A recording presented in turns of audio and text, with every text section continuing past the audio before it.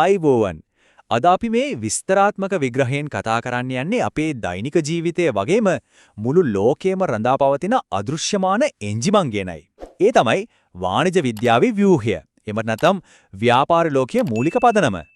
අපේ පැවැත්ම සහ අද අපි දකින මේ දැවැන්ත ගෝලීය වෙළඳපොළ නිර්මාණය වෙලා තියෙන්නේ කොහොමද කියන එක තේරුම් ගන්න එක ඇත්තටම හරිම විස්මිත අත්දැකීමක් වේවි. අපේ අද මේ ගවේෂණය ප්‍රධාන කරුණු 5ක් ඔස්සේ සිදු වෙනවා. ව්‍යාපාරයක් කියන්නේ මොකද්ද? අපේ අවශ්‍යතා සහ වුවමනා අතර වෙනස, භාණ්ඩ හා සේවා නිෂ්පාදනය, ව්‍යාපාරවල සැබෑ අරමුණු සහ මේ ඔක්කොම එකට බැඳලා තියෙන ඇල්මැති පාර්ශ්ව පද්ධතිය ගැන අපි කතා කරනවා. හරි, අපි වැඩි වෙලා ගන්න නැතුව කෙලින්ම මාතෘකාවට යමු. පළවෙනි කොටසින් අපි බලමු සරලවම ගත්තොත් ව්‍යාපාරයක් කියන්නේ මොකක්ද කියලා. පොඩ්ඩක් මේ ගැන හිතලා බලන්නකෝ. උදේ අවදි වුණ වෙලාවෙ ඉඳන් රෑ නිදා ගන්නකම් අපිට කොච්චරනම් දේවල් ඕනද? කෑම බීම, ඇඳුම් පැළඳුම්, වාහන වගේ දේවල්. මේවා හරියට මැජික් එකක් වගේ අපේ අතටම ලැබෙනව නේද?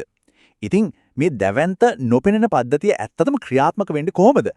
අන්න ඒ නොපෙනෙන පද්ධතියට තමයි අපි ව්‍යාපාරය කියලා කියන්නේ.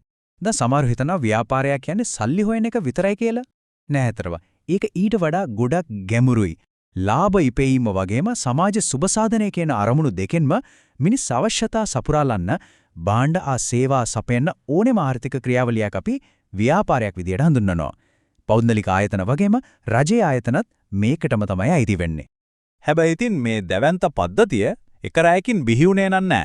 ඈත අතීතයේ මිනිස්සු Tamanට ඕන දේවල් තනියම හදාගන්න හැදුවා. ඒත් එක ප්‍රායෝගික නැති නිසා Taman ගාව වැඩියෙන් තියෙන දේවල් අනිත් අය එක්ක හුවමාරු කරගත්තා. ඒකට අපි කිව්වේ බාට ක්‍රමය කියලා. එතනින් පටන් ගත්ත ගමන තමයි කාලයත් එක්ක ලෝකයේ විවිධ රටවලින් භාණ්ඩ ගේන ගෝලීය වෙළඳපොළක් දක්වා දියුණු වුණේ. අද වෙනකොට තොරතුරු තාක්ෂණයත් එක්ක ලෝකයේ කොහේ හරි තියෙන භාණ්ඩයක් එක ක්ලික් එකකින් ගෙදරටම ගෙන්න ගන්න පුළුවන්. දැන් මුළු ලෝකෙම තනි විශ්ව ගම්මානයක්.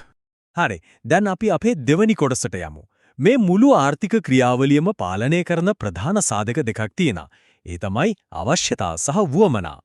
මේ දෙක අහන්නේ ලැබෙද්දී එක වගේ පෙනුනට ඇත්තටම මේවා අහසයි පොළොවයි වගේ වෙනස්.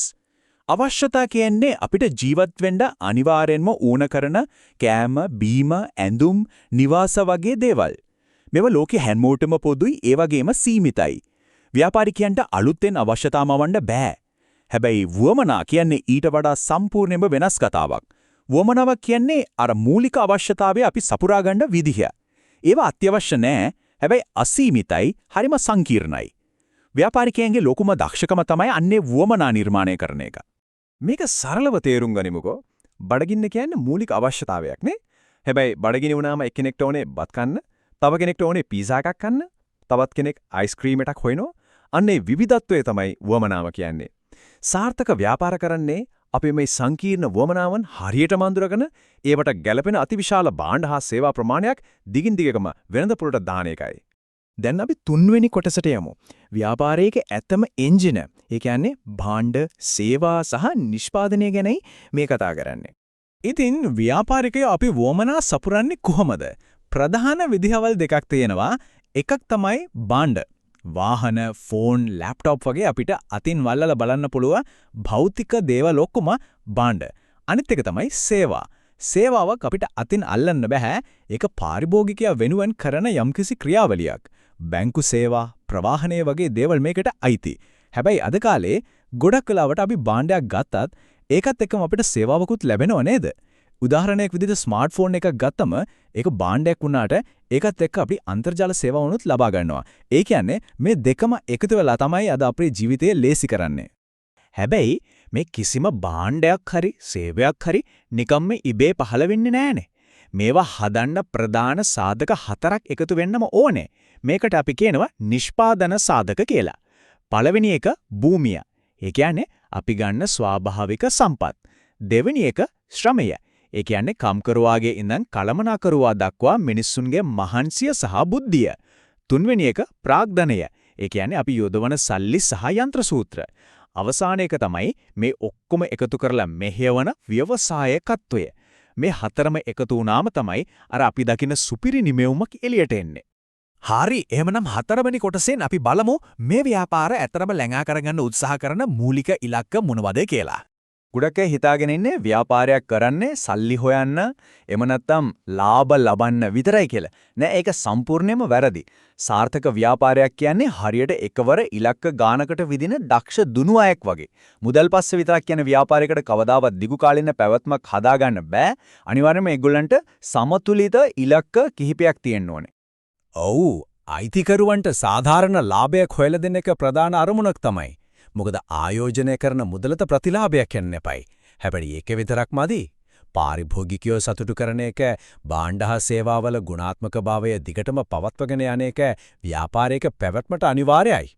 ඒ විතරක් නෙමෙයි රැකියාව උත්පාදනය කරලා මිනිස්සුන්ගේ කුසලතාවලින් වැඩගන්න එකත් තමන්ගේ සේවකයන්ට කෑම බීම නිවාස වෛද්‍ය පහසුකම් දීලා එයාලම බදාගන්න එකත් ව්‍යාපාරයකට අයිති වගකීම්. ඇත්තටම ව්‍යාපාරයක් කියන්නේ ලාභයයි මානුෂ්‍ය වගකීමයි අතර තියෙන ලස්සන සමබරතාවයක්. අපි දැන් මේ විග්‍රහයේ අවසාන කොටසට ඇවිත් තියෙන්නේ. මේ මුළු ක්‍රියාවලිය දිහාම අපි පොඩ්ඩක් පුළුල්ල බලමු.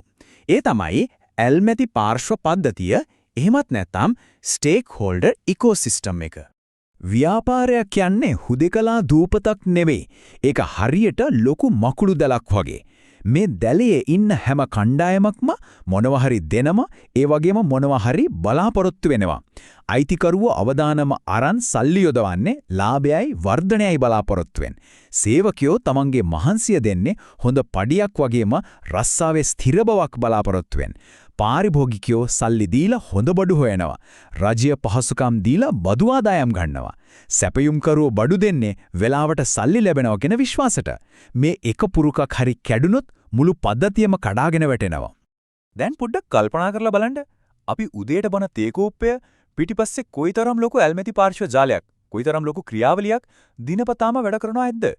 තියදලු නෙලනේ කනාගීදන් ඒක පැකට් කරන ප්‍රවාහනය කරන අය දක්වා ලොකු පිරිසක් මේකට සම්බන්ධයි නේද? මේක ඇත්තටම හරිම පුදුම සහගත ක්‍රියාවලියක්. වාණිජ්‍ය විද්‍යාව කියන්නේ පොත්වල තියෙන කටපාඩම් කරන විෂයක් නෙවෙයි. ඒක තමයි අපේ සැබෑ ජීවිතේ. ඉතින් මේ විස්තරාත්මක විග්‍රහය තුළින් ව්‍යාපාර ලෝකයේ ගැන අලුත් දැක්මක් ඔබට ලැබෙන්නේ නැති කියලා අපි විශ්වාස කරනවා. මේ වගේම තවත් වැදගත් පැහැදිලි කිරීමකින් අපි නැවත හමු වෙමු.